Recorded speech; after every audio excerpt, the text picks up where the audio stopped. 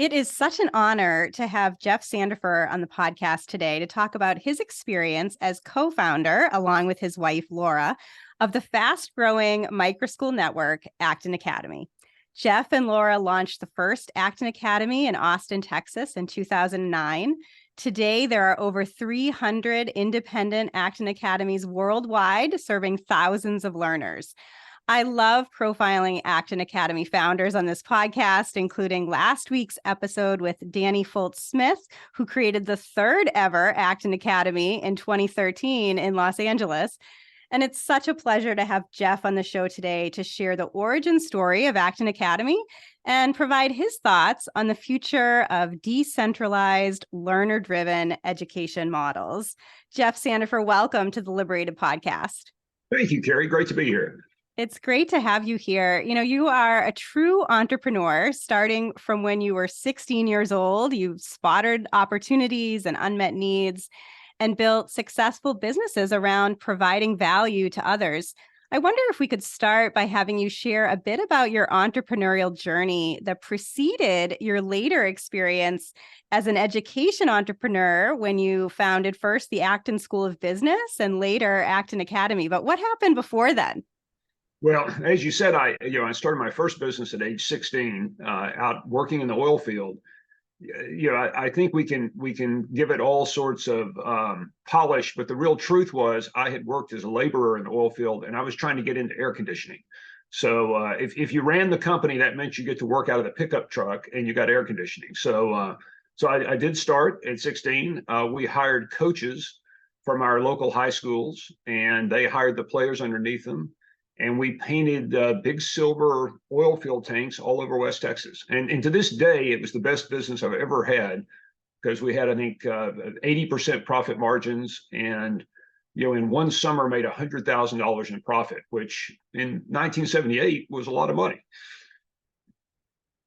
So then you went on from being a teen entrepreneur, and we'll come back to that later because that ties in now with kind of Acton Academy's vision and enabling teen entrepreneurs, encouraging teens and what you call their next great adventure. So we'll circle back to that. But after kind of your early teen entrepreneurship, what happened next for you?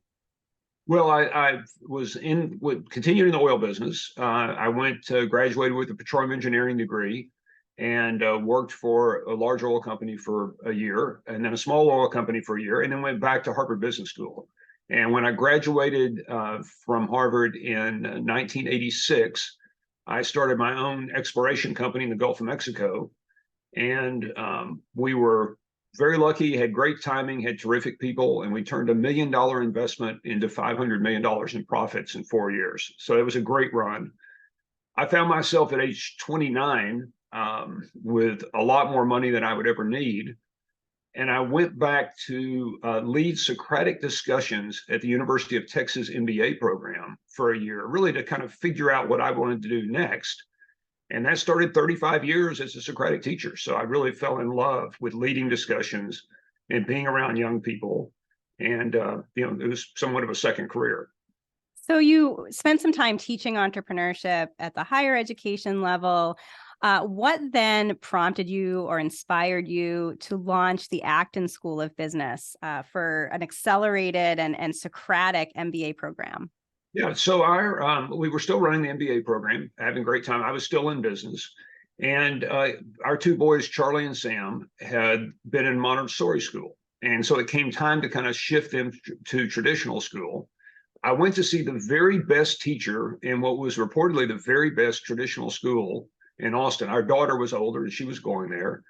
I walked in to see this gentleman, and I said, when should we move the boys from Montessori into your school? And he said, as soon as possible.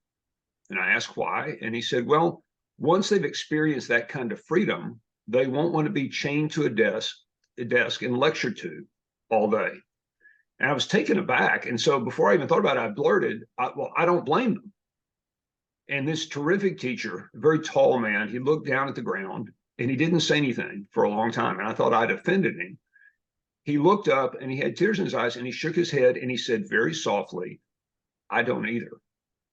And so I came home that day and I've said to Laura, we're either going to homeschool or we're going to start a school, because the very best teacher in the very best traditional school in Austin, Texas, just told me not to send our boys there.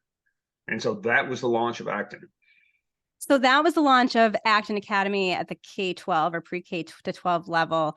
But you had started the Acton School of Business a few years prior with a similar philosophy, right? I wonder if you could just talk a little bit about the higher ed vision, and then we'll jump into Acton Academy. So we had grown at the University of Texas Business School, we'd grown the entrepreneurship program to its top rated program. And it was a group of entrepreneurs like myself that had been successful and then come back to teach at the graduate level. And we'd had a lot of fun. We had probably rubbed some people the wrong way that were tenured professors. We'd won the teaching award at the school for 11 out of 11 years. And I have to say, I was probably a little brash, and had I to do over again, I'd be a little gentler. But anyway, we were either all fired or we all quit, depending on which story you like to tell. There's a little bit of both. And we decided to start our own MBA program. And so the Acton MBA was born. Our first year, the Princeton Review rated us as the #1 most competitive MBAs in the country. So we were on the map. And we went on for a 20-year run of Navy SEALs, Olympic athletes, rising entrepreneurs, all led in the Socratic discussion method by really successful entrepreneurs. So people who'd been there and done it, and then wanted to Socratically ask questions to explore what to do next. So tell us a little bit about Acton as the name. So we think about Lord Acton, the 19th century scholar who famously said, "Power tends to corrupt, and absolute power corrupts absolutely." I assume that was the motivation for the Acton MBA and later for Acton Academy. Tell us a little bit about the origin of the name. Well, I've been a founding board member for a very small think tank called the Acton Institute that no one had ever heard of, run by a wonderful Catholic priest named Father Sirico, and Chris Mallon, his partner, that they started together. And so I said, gosh, I've got to think of something to name this new business school. And so I asked them, could we use Lord Acton? Could I use the Acton name and they said, gosh, no one will ever hear of either one of us. Who cares? Certainly. Well, it turns out now the Acton Institute is one of the major free market think tanks, as you know, and it's gone on to be famous and very successful. And so it was funny that we thought neither one of us ever have any kind of success and no one would care, but they were kind enough to say that it was fine for me to use the Acton name. So great. And so it speaks so much to the educational philosophy, certainly of the Acton MBA and of Acton Academy, which is encouraging kind of critical thinking, independent, autonomous learners who will go off and go on a hero's journey, as you call it, in Acton. So let's go back now to when you went home and talked to Laura about, we can't send our sons to a traditional school. We're either going to homeschool or start a school. What happened from there? I mean, you had started the Acton MBA, so I guess you already were an education entrepreneur. But what were those startup steps for launching Acton Academy? Well, again, I mean, you go back and there's in retrospect, you look back at painting oil tanks and it seems somewhat romantic. It was actually dirty, hard work in the sun. Same thing with starting Acton Academy. I mean, it started with 7 learners in a rented house and a blank sheet of paper. So we didn't have any grandiose plans. We just wanted something better for our own children. And those were the days that Khan Academy and the adaptive game-based programs for learning core skills were just coming on. I mean, I met Sal Khan, right after he first gotten funded. I met Sugata Mitra, who did the hole-in-the-wall experiment. So we were really early in experimenting and thinking of what's a new way that children can learn. And it was just a lot of fun. And I have to give Laura great credit. She's really the founder in the sense of she was there doing the daily work. And making it work. I got to spend 13 years as a middle school and launchpad guide, which is, as you know, our word for teacher, because the day we were going to open our middle school, we had hired this award-winning traditional school teacher. And we were about to open, and he said to me, "You know how you get the attention of a middle schooler?" And I said, "No." And he said, "If they say something to you that's sassy, you shove them up against the lockers and hold them there until they understand who's boss." So that day I went home to Laura and I said, you're going to fire this guy for sure. We might as well do it now. And she said, well, the middle school opens day after tomorrow. Who's going to be the guide? And I said, well, I guess I will. And so I stepped in to be the middle school guide and later became middle school and the Launchpad, the high school guide. But it was purely a battlefield promotion that we knew we couldn't have someone exercising that kind of adult power at a place where we believe that absolute power corrupts absolutely. Yeah, so you had this philosophy of absolute power corrupts, but how did your overall philosophy around learner-driven education take root? And I'd again encourage listeners and viewers to read Laura's book, Courage to Grow, which goes into more detail about those early years of Acton Academy. But I'm curious if you could share a little bit about how in those early days your philosophy became firmed up. Well, sure, and you know, we were borrowing from things that worked. So we're big fans of Maria Montessori, and particularly the early real Maria Montessori. I mean, the way she really did it. We were fans of that. We were fans of the Socratic method. We were fans of hands-on learning in the real world. The Acton MBA had a lot of where you were out in the world doing things. And so it was really just copying what works, looking at what works at places like Google, what works in the best companies. So we were just sampling and borrowing from all the traditions that worked, and then through trial and error building something. Now, what we discovered that I would never have imagined was that young people are actually capable of so much more than we think they are. And if you will allow them to have freedom and responsibility, they'll absolutely, you know, surpass any expectations you have. And so little by little, we learned, the more we turned over the learning to them. And again, it's not, I mean, some days it's Lord of the Flies, some days it's tyranny, but they're experimenting like all human communities with what makes a community. And what we found was they developed this self-management skill and this self-governing skill that turns out to be far more important than reading, writing, and arithmetic. Now, reading, writing, and arithmetic happen, and they do it at a very high level, but it's because they have the ability to self-manage and self-govern. I will say that I have had the privilege of visiting many Acton academies, and I have never seen anything look like the Lord of the Flies. There's lots of enthusiasm for learning, for collaboration, but it never seems chaotic. It is definitely a different kind of educational environment than traditional schooling, but I think you've really hit on something that empowers individuals. And as you say, because these individual learners are setting their own academic and social and entrepreneurial goals, they are motivated to advance in a very sort of playful way and, you know, continue to kind of grow and develop as learners and as individuals. So it's just wonderful to see.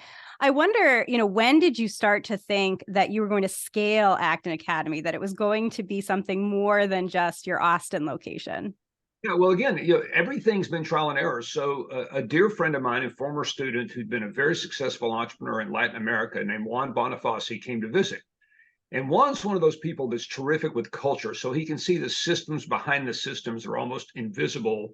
There you think of the free market and the invisible hand, but there's always structure underneath it.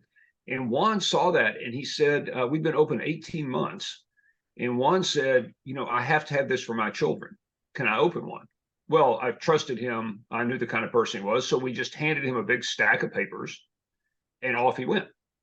And in 6 months, we were learning more from Juan than he was from us.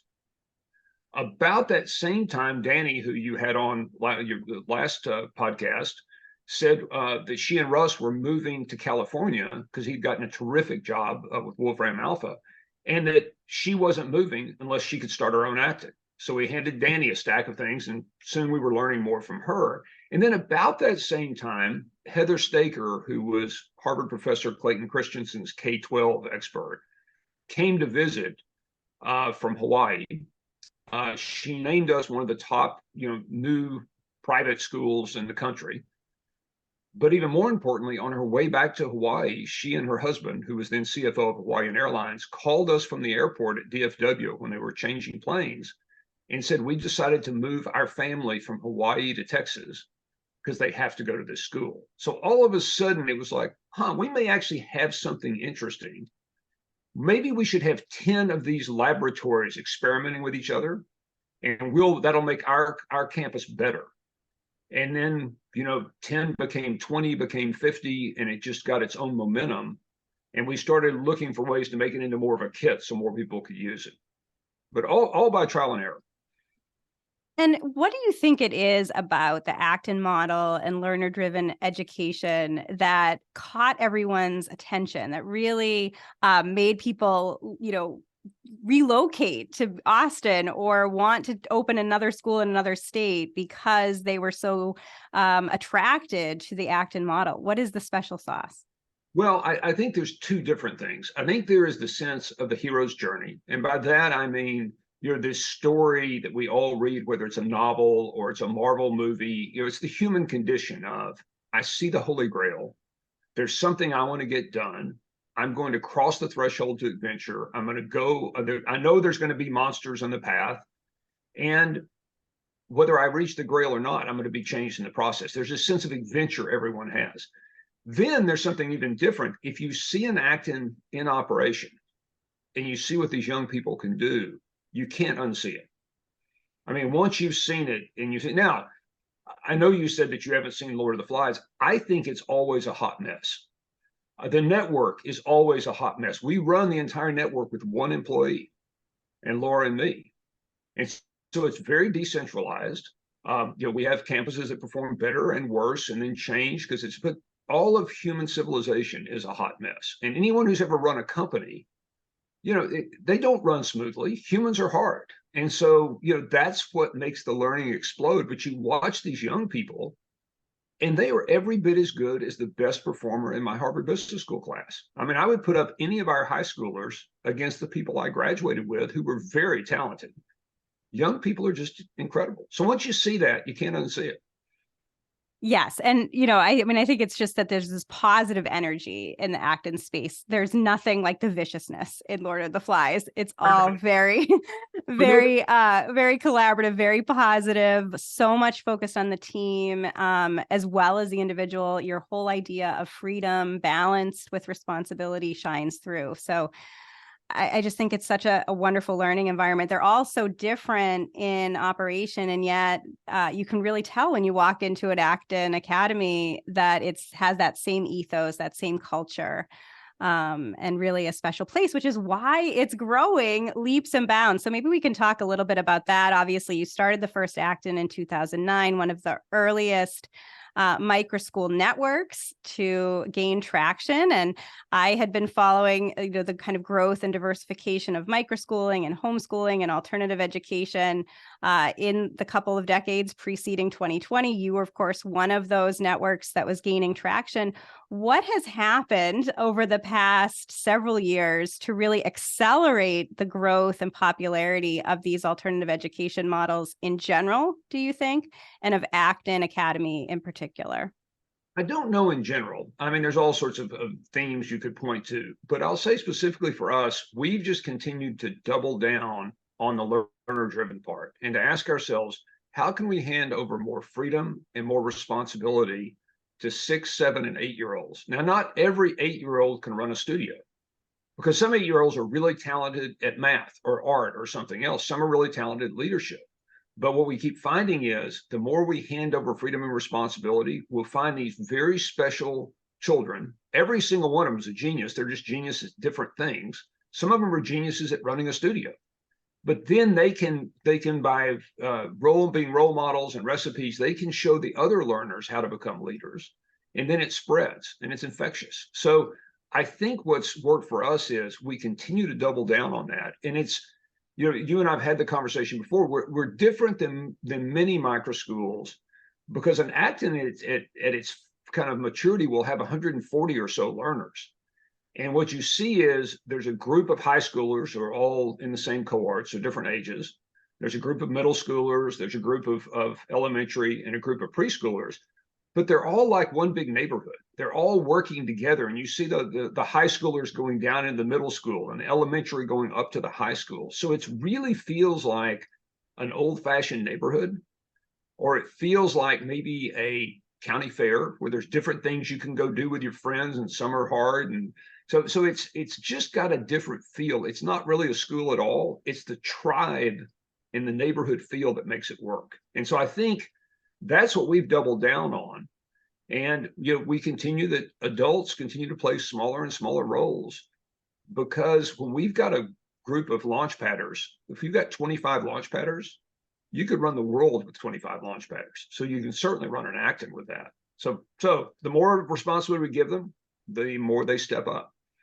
Yeah, I think that's one of the key innovations of the Acton Academy network, is really handing over control to the learners themselves and having them direct their education and direct their studios, which is also how you've been able to keep costs low, because I think that that's another true innovation of Acton Academy. It's not like a traditional private school that costs, somewhere around $50,000, depending on location. Your Actons are low cost micro schools. And then the more that they kind of scale, the lower cost they become. Can you share a little bit about the financial model, sort of the vision there that I think is so innovative about affordability and access? Yeah, sure. And the difference and distinction I'll make, most schools, when they speak of cost, they also mean tuition, because they spend any amount they bring in, then plus they raise more money from parents if they're private schools. We tend to think of cost and price different, in the sense of, if you're running a school and you can price and make a profit, even if it's a not-for-profit, those surpluses can go back into scholarships and such. But the fact that we can run a learner-driven campus with 1 or 2 adults means that we can deliver cost as low as $1,000 per learner per campus. Now, not every Acton chooses to do that. And we have tuition that runs from $30,000 a year down to less than 1,000. So it's really, what's the demographic? What do the parents want that you're in? How many extras do they want? But when the learners are learning from each other, the costs drop dramatically. And there's no question that we can run the model at $1,000 per learner per year when an owner wants to do that. And so it's a very low cost model. Yeah, and you're leveraging some of the latest educational technology. You mentioned Khan Academy, which is, of course, free to use, other low-cost technologies that enable that kind of personalized mastery-based learning. I would imagine that that also helps to keep costs low and kind of get rid of some of the bureaucratic weight that traditional schools often have to contend with. Yeah, and I mean, I guess the other thing we discovered is, if children want to learn, particularly given, as you say, the things they have available to them today, but if they want to learn, they can learn at a 10 times normal rate. And we saw it on our campus, learners consistently moving at 2 to 3 grade levels per year. But then no one wanted to take the test anymore, because the things the test was testing didn't matter to anyone. Well, of course they could read and write. Of course they could do math. And I just think children, probably in many environments, dumb it down. In fact, I'm not sure the tests are accurate, because I think they just don't want, they don't want to be there. At Acton, you want to be there, you want to learn. And once you get that, the world's wide open. I mean, even I can fix a toilet with the right video from YouTube.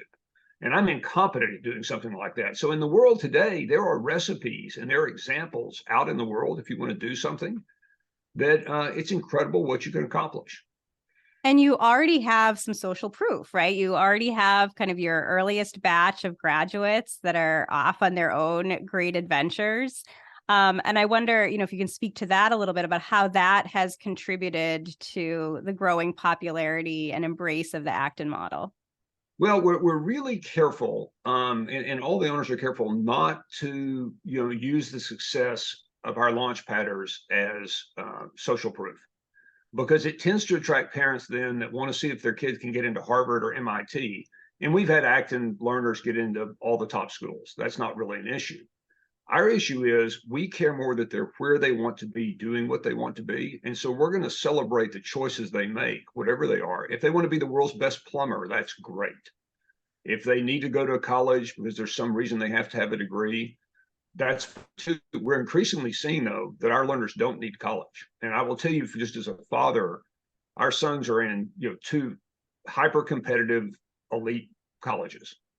They have not learned not one thing academically at those schools. It were things we were doing in middle school, and some of the best universities in the world. So I just think we're trying to stay away from this. People that want social proof, like, did you get into MIT? that's not interesting to us. If you need MIT to get to SpaceX, that's fine.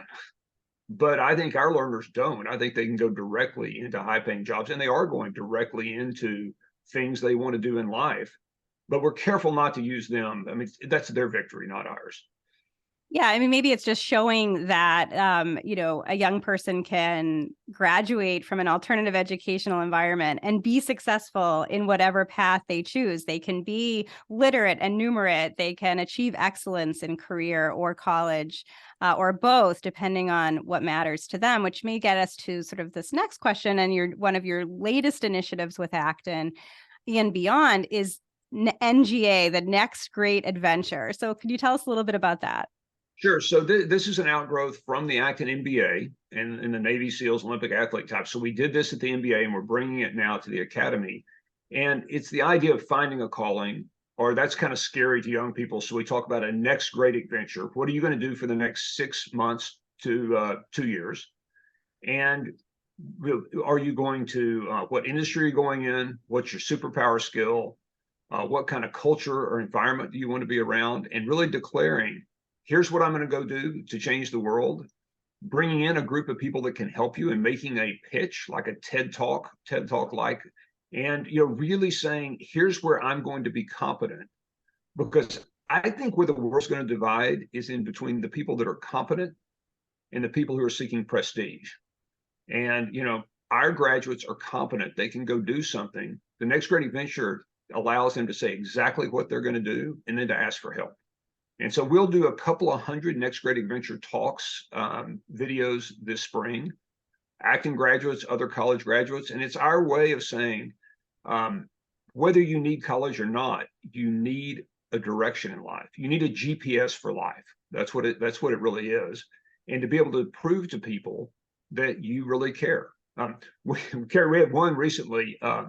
We had an Acton launchpadder give a NGA, and she wanted to be an astrochemist. Now, I had no idea what an astrochemist was, but this young woman, who was 15, discussed the books she had read, the many credentials she had earned, her apprenticeship at NASA. And I learned that an astrochemist is someone that studies chemistry on other planets. That I didn't know, but that's what it was. After this 10-minute talk, I was absolutely convinced that she was going to be a world-class astrochemist. Well, not only was I convinced of that when she made this 10-minute video and then a 1-minute summary, her NASA, the person she apprenticed for, sent it all around the country to all of his friends who were astrochemists.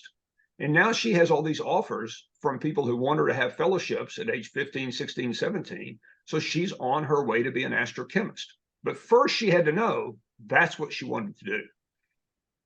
Oh, just so amazing. So it's no surprise that more and more parents, when they learn about Acton Academy and learner-driven education, gravitate toward Acton Academies.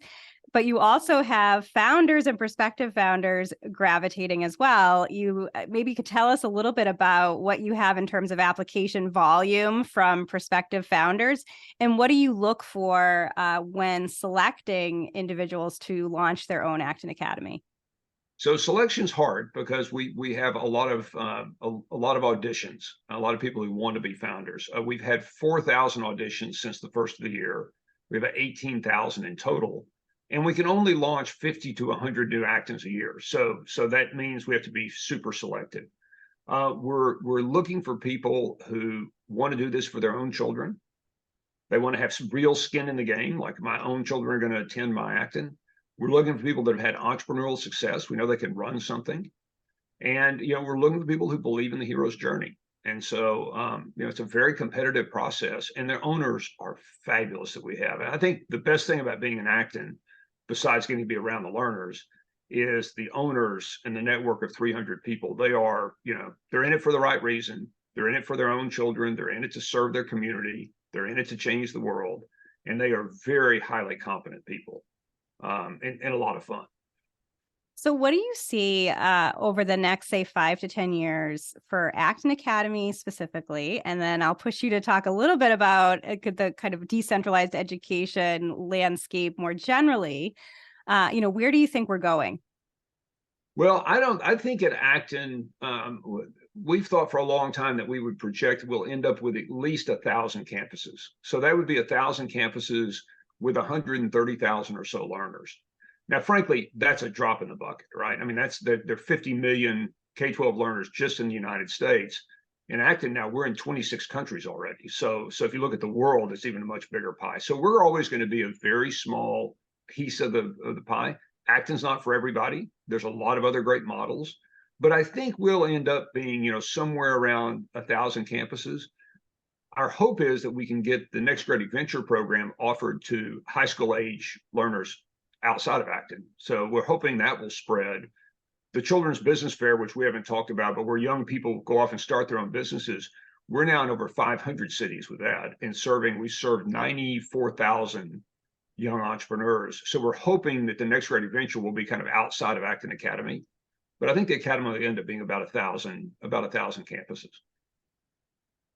And what about sort of the future of these more, individualized, decentralized educational models? Any predictions? Gosh, as you well know, we stay out of the politics because we're just trying to serve our families. And so it's pretty clear that, there's a rapid rise of pod-like schools. There's a rise of all sorts of different kinds of alternatives. I hope that continues just because it gives people more choice. It gives them more chances to do more things, particularly if they're low-cost models, because we really want to be serving families at all levels. And by the way, you'll hear often, albeit at some meeting, and someone will say, well, Acton must only work for them. And what they mean, of course, is, for people of wealth. What we found is the opposite. We found that the wealthier parents are the more troublesome ones. And Acton works across any demographic you want to look at. There's always young people that want to be heroic.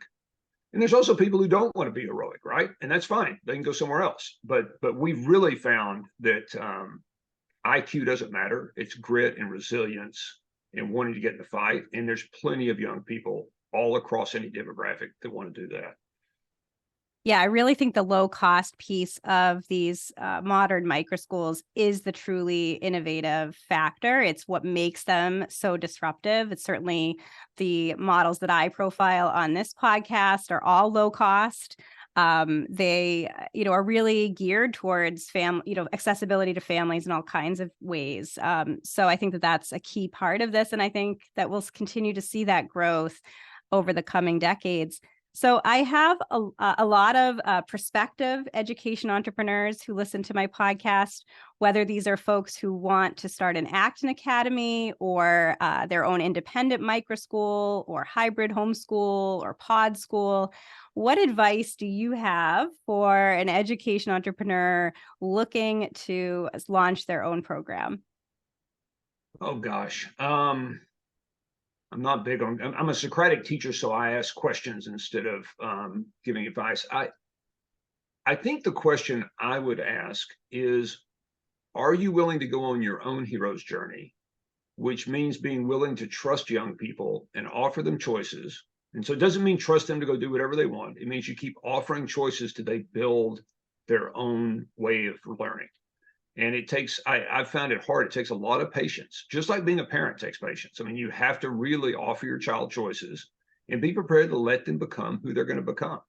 And so that's my big question. Are you willing to do that? Or do you want to be the expert in the room? Because it's very frustrating to be the expert in the room if no one listens to you. And that's where power begins to corrupt is, I want you to listen more, so I'm going to talk more loudly at you, as opposed to I'm going to quietly ask you questions and let you choose. So I think that's the question for me. Are you willing to be patient, offer choices, and let people choose? So Jeff, as we wrap up, I'd love to hear your reflections on being an entrepreneur since you started your first company at age 16. What has been the most rewarding part of your career as an entrepreneur and launching several different companies? So I'll answer that with a story that I think tells it all. I was at an Acton Academy in the South that was in one of what people would consider a lower demographic area.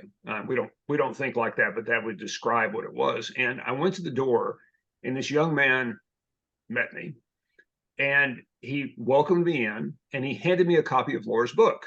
And he said, you need to read this. It's important. So I showed it to him and I pointed to the picture on the back of it. And I said, you know what? That's my wife. And he said, that blows my mind. And so he then went and he continued to show me around. And he was doing a great job as an ambassador. And I asked him, what is the most important thing about Acton to you? What's the most valuable part? And he said, as almost every learner will say, it's freedom. And then he paused and he said, the second thing almost every Acton learner would say, and it's funny because we never say this. I mean, so it's not coming from us. And he said, but you know, freedom comes with responsibility. That young man was 5.5 years old. So I think for any entrepreneur, it's about the freedom. And then you learn that freedom comes with responsibility, and that's the struggle in life, to be between the freedom to do what you want and to accept the responsibility to do what you ought.